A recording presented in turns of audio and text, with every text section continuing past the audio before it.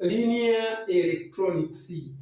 Katika video ya leo tutaangalia jinsi ya kupata thamani ya resistor. Katika video ya leo tutaangalia jinsi ya kupata thamani ya resistor. Ni zipi njia tatu za kupata thamani ya resistor? Ni zipi njia tatu za kupata thamani ya resistor? Resistor katika elektroniki mbalimbali zina mionekano mikuu mitatu. Resistor katika vifaa electronics mbalimbali zina mionekano mikuu mitatu. Muonekano wa kwanza ni resistor ambazo katika miili yao zina mistari ya rangi tofauti tofauti, na kuna resistor ambazo katika miili yao zina namba au namba na herufi R na K mara nyingi, na kuna resistor ambazo kwenye miili yao hazina namba wala hazina mistari ya rangi. Je, thamani ya resistor katika mionekano hii tofauti inapatikanaje?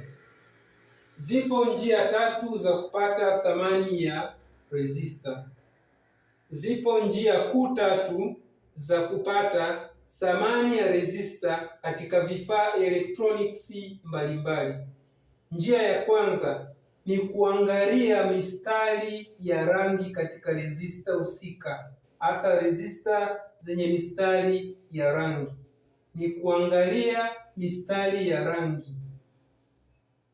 Mistari ya rangi kwenye resistor inagawanya resistor katika makundi makuu matatu. Moja ni resistor ambazo zina jumla ya mistari rangi minne, tunaziita 4-band resistor. Kuna resistor ambazo zina mistari rangi mitano, tunaziita 5-band resistor, na kuna resistor ambazo zina mistari rangi sita, tunaziita 6-band resistor. Njia ya pili ya kupata thamani ya resistor katika vifaa electronics mbalimbali ni kuangalia namba. Katika mfumo wa namba kuna resistor zina namba tatu, kuna resistor zina namba 4, na kuna resistor zina namba na herufi, na herufi maarufu ni K na R.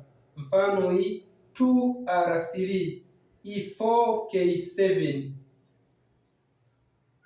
Pia kundi lingine la resistor ni resistor ambazo hazina namba wala mistari ya rangi katika miili yao. Resistor hizi mara nyingi thamani yake itapatikana kwa njia ya multimeter. Multimeter ni miongoni mwa vifaa electronics ambavyo vinatumika kuwasaidia mafundi kupima thamani mbalimbali zilizopo katika vifaa electronics na vifaa katika mifumo ya umeme. Kwa hiyo resistance ya resistor ambazo hazina mistari wala namba inaweza kutambulika kwa kutumia multimeter.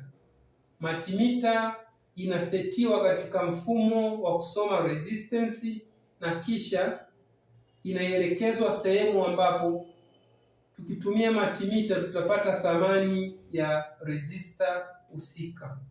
Katika video ijayo tutaangalia jinsi ya kupata thamani halisi ya resistor ambazo zina mistari rangi, na hapo tutajifunza konsepti maalum inaitwa resistor color code. Usisahau kulike, kukomenti, kushare na kusubscribe Linear Electronics.